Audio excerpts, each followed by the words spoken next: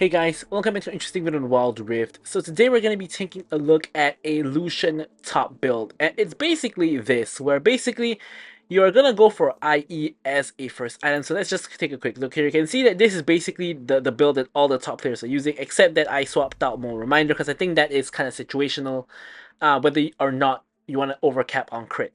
So first up, you start with the Gluttonous Greaves for the AD and the Omnivamp, and then you actually go for IE as a first item. And the main logic for going for IE as a first item is you want the Solari Charge Blade and Magnetic Blaster combo. So you really have two options. Either you go for Bloodthirster first, and then basically it's this, right? Basically you can either go for Bloodthirster first, then Charge Blade, and then Blaster, and then IE.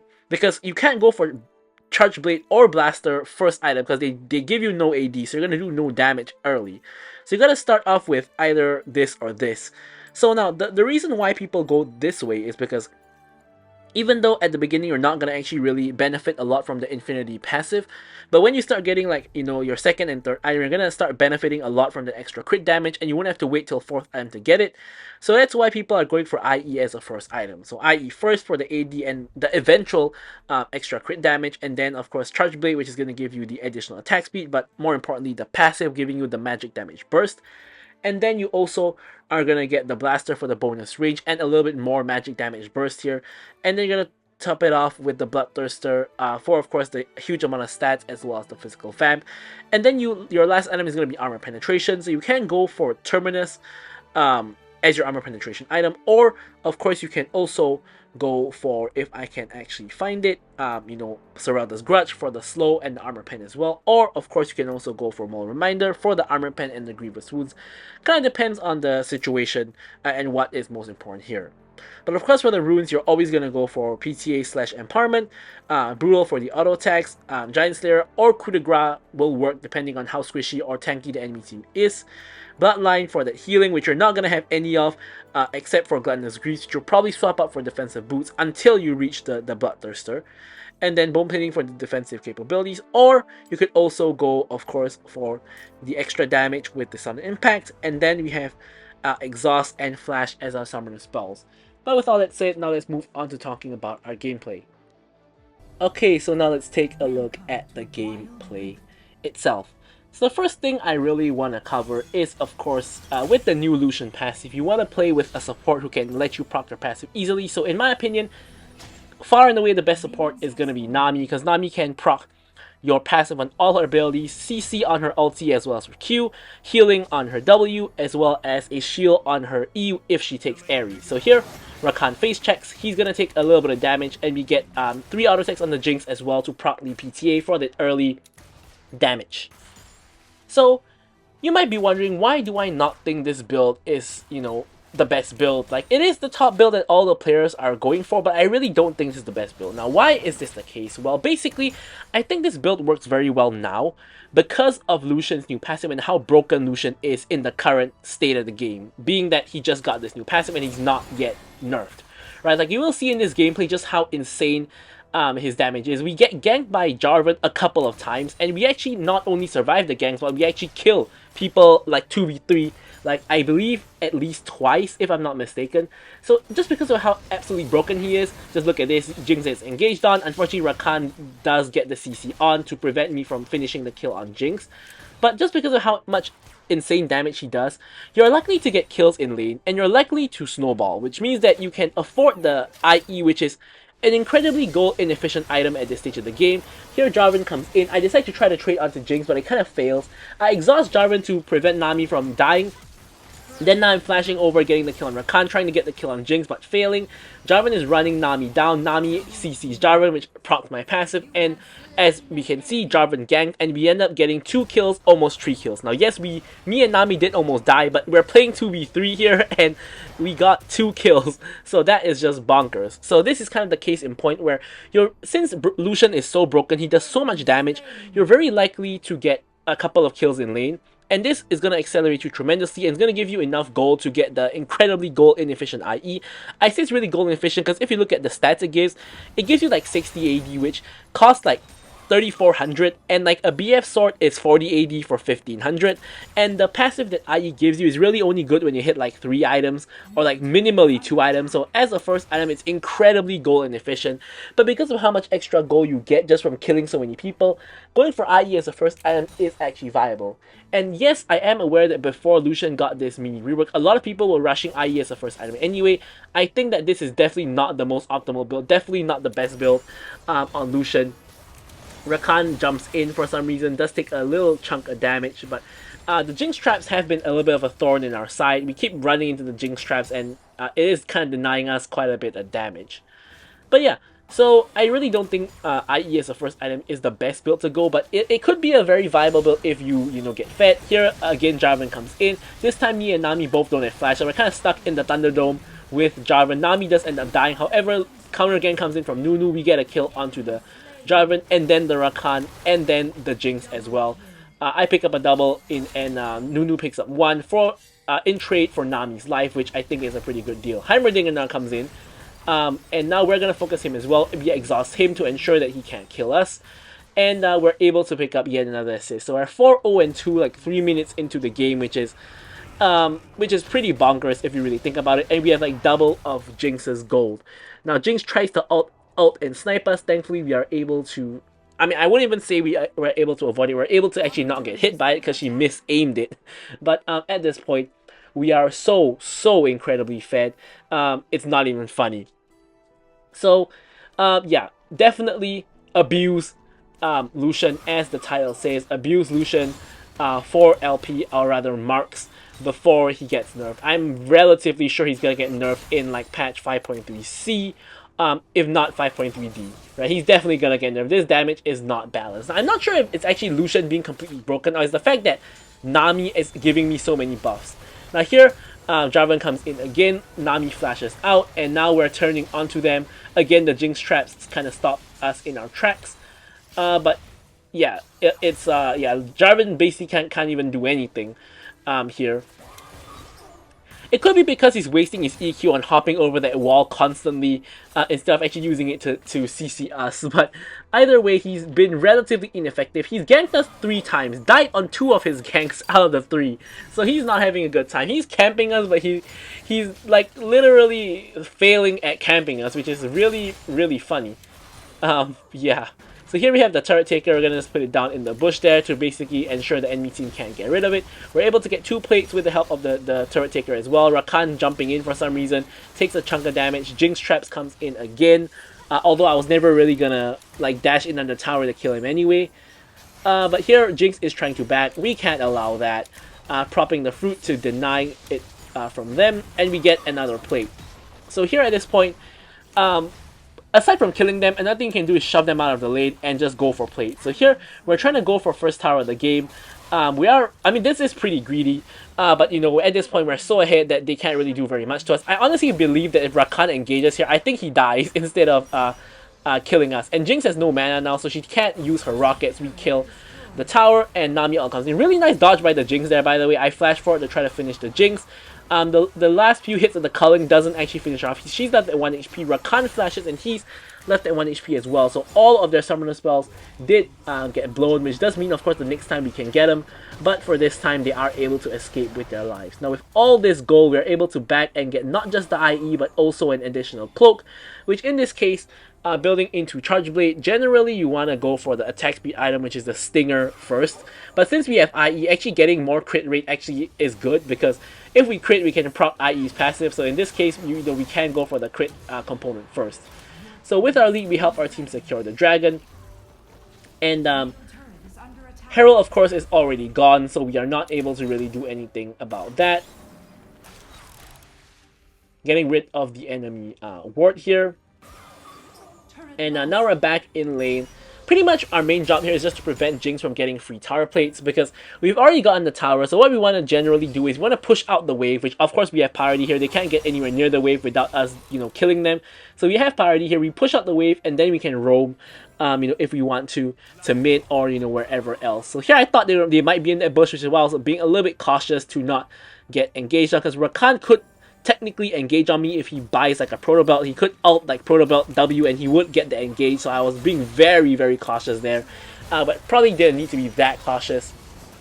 So here Rakan has roamed to mid. Jinx is alone in top. So what we always have to be aware of is that if we spend too much time in mid, Jinx could possibly get plates top, and we want to avoid that because we never want to give Jinx plates for free, right? Ideally, Ahri should go top to stop her, but she's kind of AFK in the fountain at the moment for quite a long time. She's like very busy shopping apparently, so I'm gonna have to go back top to stop her myself. She does get, I believe, a plate, but plates now actually fall, so she didn't get one plate, which is not nothing, but it's not too big of a deal in the grand scheme of things. We're trying to see if she's having a greedy back in one of these bushes, but that's not the case.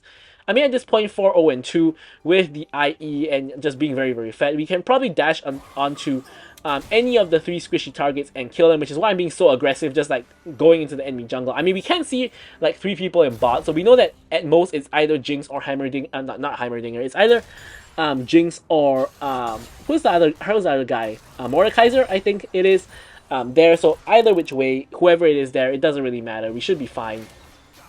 So here, getting mid lane priority, we have 2 options, which is either to push mid or to rotate to the fight. Now we can't push mid because Jarvan and Heimerdinger have now come. We're getting a reset instead. Heimerdinger just walks up and he's just gonna get one shot by us and Nami together.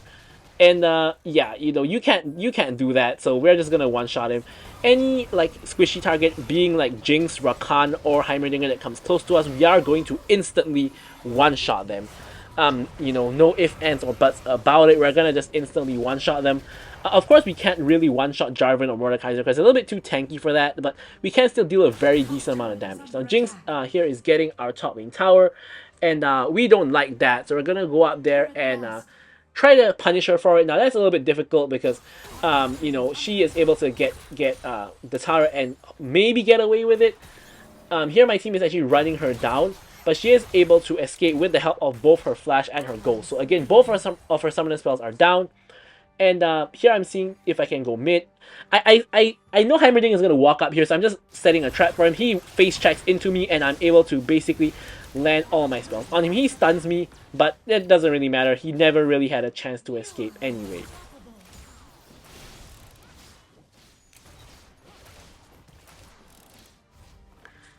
So with that, we just clear out the mid wave, and here we gotta stop Mordekaiser from pushing because no one is bothering with it. I mean, there are people coming out of base, but you know, I'm already rotating there, so I guess I will just clear the minions since he is no longer here pushing. We're just gonna grab these minions. Might be in this bush, he is not. But yeah.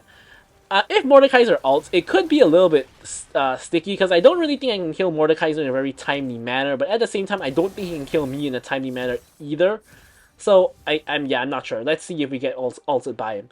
We have completed our Charge Blade, so we do get the boost in crit damage from the IE on the Charge Blade passive as well if we crit. And here I'm just going to push out the top lane.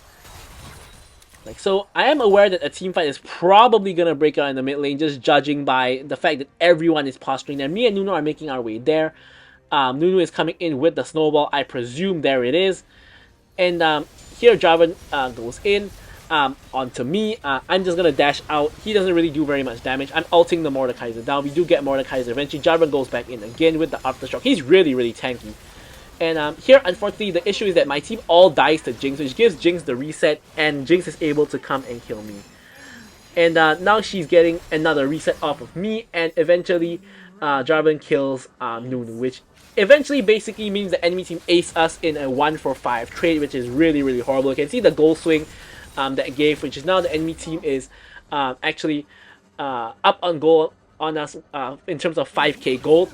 And Jinx is now only 1k gold behind me, and she has 2 completed items at this point, which is a really weird item build, but she has Stormrazor together with Collector, which I'm not sure why you would build that on Jinx. I mean, Stormrazor is understandable, but Collector on Jinx as a second item? That's really weird, in my opinion at least. But I guess it works. She is able to get 3 kills off of that fight, and she gets herself back into the game, back into a carrying position. And Jarvan is really fed as well. Like, despite the fact he has died to us twice on his gank, which did make him look a little bit foolish. Here we're gonna catch out Jinx, who we obviously saw, you know, coming this way, and we do get her shut down, which, you know, she gets punished for overstaying. Here Mordekaiser is coming, but he's actually running into 4 people, so we're gonna ult him down, and another team fight ends up breaking out here in the top lane. Here I'm hitting the only guy I can reach, which is Mordekaiser. We kill him. Jarvan now goes in onto us, as does Rakan. Jarvan is getting trapped here by my team. He pops a huge gargoyles, and we're trying to chase down, somebody, anybody here. Rakan does peel a little bit for the Jarvan. We're still trying to run him down. Jarvan actually goes back in and kills the Wukong, but does end up trading his life over to me, which I'm happy to collect all these shutdowns. It's going to accelerate me even more and allow me to one-shot them even easier. So now we're going to take out this top lane tower, being very cautious. So in this match, it's actually a pretty difficult match. Here you can see we catching out Jinx. We gotta catch out Jinx. So Jinx badly missed position here. She's the fed carrier of the enemy team, but she came in from a flanking position. And here I know I'm gonna die, so I'm just trying to trade kills before I die. So I get 1 kill there, and Mordekaiser eventually does get the shutdown onto me. Which, yeah, it is what it is. And yeah, so we do have now our 3 completed crit items, which is a pretty major spike for us, and we probably want to consider changing to defensive boots at this time. You can see we pick up the plated steel caps into stasis. Now the main reason we're going for stasis here is if we get caught in the Jarvan ult, we can stasis, and if we get caught in the Mordekaiser Death Realm, we can also stasis. And it's mainly to counter the Mordekaiser, to be very honest, because I can't really kill him. So it means that he's either gonna kill me, or I'm just gonna get trapped in there for a long time taking damage from him. So I'm just gonna stasis when I'm inside the Death Realm, and I should be fine that way. So now this game is actually really difficult, and let me explain why. The enemy team comp is actually really good, right? They have Mordekaiser and Jarvan for frontline / engage on Jarvan as well, and they also have Rakan for engage. So they have 2 engagers and 2 strong front lines. Of course, Jarvan being both an engager and a front line. And they have 2 very strong backline champions, being AP with Heimerdinger, who is going to scale into the game, and Jinx, who is now incredibly fed and can play very easily front to back. So I have really little range, so I can't really deal with the Jinx because I can never reach her, because if she doesn't, mess up like what she did just now coming in off the flank, where I could just dash on her and kill her, if she actually stays behind her tanks and all, no one on our team can really kill her. I can kill her because I don't have range. Ahri cannot really kill her unless she gets off an insane flank, but Ahri is like 7k gold at this point, so she's not fed at all. Wukong is also feeding, he can't kill her, even if he gets a flank as well. And Nunu is of course building full tank, so he's not going to be able to kill her. So that's kind of the main issue. So the only way we really can win the fight is either if Jinx kind of screws up and gets herself caught out, or if we are able to somehow get a flank on her or ambush her or something to that extent, or if we can kill everybody else and then kill her. But the issue is that by the time we kill everybody else, she's likely to have killed someone on our team as well, giving her the reset and likely allowing her to wipe out our team. So that's kind of what happened in the first fight where Jinx got that triple kill. So it's kind of a little bit difficult to play around that. So we kind of have to find a way to do it. So here another fight is breaking out. Heimerdinger is getting caught out, pops the stasis. He's probably not going to be able to get out. I say that and he actually gets out. Jinx here actually gets caught out and dies right at the start of the fight. So this is a very winning fight for us because Jinx is out of the fight, and without Jinx here, we should be able to possibly clean up the fight. Now I'm getting zoned away by Mordekaiser, and I'm getting hit by the Death Realm. I'm in the Death Realm now, and I'm trying to escape.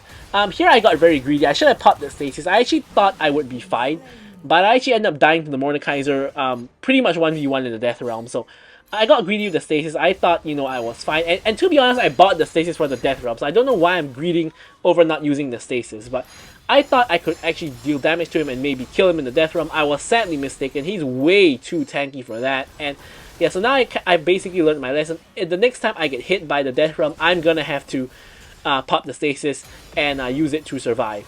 Now, my team is facing the 2 tanks, and they can't really finish the kills, even though both Jarvan and Mordekaiser are basically 1 HP. They are just way too tanky to kill at the moment. Mordekaiser gets charmed and doesn't die. Jinx, I'm not sure why she's popping the QSS there. But now they're re-engaging on our team. Jinx gets a kill, gets a reset, and is going for more. I'm respawning, and I'm trying to get to the fight as fast as I can. Hopefully before Jinx wipes out my team. Jinx gets a double onto the Wukong. This is like a Jinx pentakill setup scenario, but I'm here to basically chase her away with my ulti, and she's a little bit afraid to chase further. wisely. So she's also out of mana, so she doesn't have any more rockets. Now here I'm going to have to come to bot and clear up that wave. I'm really close to getting Bloodthirster. Yeah, so here I'm just starting up the red buff. If Nunu comes, I can give it to him, but he is not coming. So here I get just enough gold for Bloodthirster. I'm going to back and complete Bloodthirster, which is going to give me 100% crit build. And of course the last armor penetration item, which we badly need to fight the Jarvan and the Mordekaiser. We can of course decide between Serelda's, Terminus, as well as the Mole Reminder. I personally am not gonna go for the Mole Reminder because there's not that much healing on the enemy team, so it doesn't really warrant that. They're trying to start up the Baron, so we're trying to disrupt their Baron attempt. Everyone coming around alongside, playing front to back with our team. Here, we're just ulting whoever we can, which happens to be the Jarvan. Jarvan is, of course, really, really tanky, so we can't really deal with him. Rakan jumps in, gets stunned, and basically dies. Mordekaiser ults me again, and this time I'm gonna pop the stasis to buy time, and I'm now out of the ulti. My team is now coming over to help me. I'm 1 HP, but I'm able to dash away. Burst on the Mordekaiser, he pops the shield and survives for a second longer. But my team has actually killed basically everybody aside from the Jarvan, so once again, Jinx did not play the fight properly. Now, this game is actually very, very winnable for the enemy team. It's really dependent on how well the Jinx plays, because she's really the win condition of the enemy team. The job of like Mordekaiser and like Jarvan is to like just engage and tank, and then the job of the Jinx is to carry the team with the damage while everyone else is doing their job. So Jarvan and Mordekaiser have been doing their job really well, and Rakan to a certain extent also has been doing his job really well. The Heimerdinger is not so great, but he's not the most relevant, at this point in time. So it's really on the Jinx to win the game. So here we get the Baron, but the issue is that Elder is up, and our jungler decided to go into the T-Hex. So he can't smite because he's in the T-Hex. So the only play we have here is to push. We can't go for Elder because we'll never get it without smite. We're going to just give it to the enemy team for free. So the only play we have is to push. So that's exactly what we're doing. We're pushing mid, 5 men strong. It's hard to push against Heimerdinger though, because his turrets can clear the wave. But that's exactly what we're attempting to do. The ulti goes down onto the inhibitor tower. It's melting the tower pretty well, but the tower is still at half HP. Wukong decides to split push the bot lane, which is really, really good. Because then we have 2 lanes of pressure, and our waves are relatively synced up actually. So we should be able to secure one or both inhibs. Rakan tries to go in, doesn't hit me. And we're able to secure the mid lane inhibitor. I spot Wukong on the push and decide to go and help him. The issue is that this opens up an opportunity for my team to get engaged on, which is exactly what they do. We are able to secure the inhib, and we're trying to go back and help our team. My team members are able to escape without dying to the Jinx. Jinx does ult though, so Ahri is in the danger zone. T-Hex does end up dying, and Mordekaiser, I'm sorry, not Mordekaiser, Heimerdinger is doing a good amount of damage. Double pull back by the Mordekaiser. We are blasting him down, and we do end up taking him out. Now we're gonna jump back into the fight. Beautiful bubble by the Nami to ensure Heimerdinger dies, and at this point we actually pick up all the kills. Jinx gets caught, and we are able to end the game after that clean ace. So yeah, you can just see how insanely strong Lucian is at this point. So yeah, definitely do go ahead and play him if you can. And I'm gonna leave you guys with the stats as usual. Thank you guys so much for watching, and goodbye.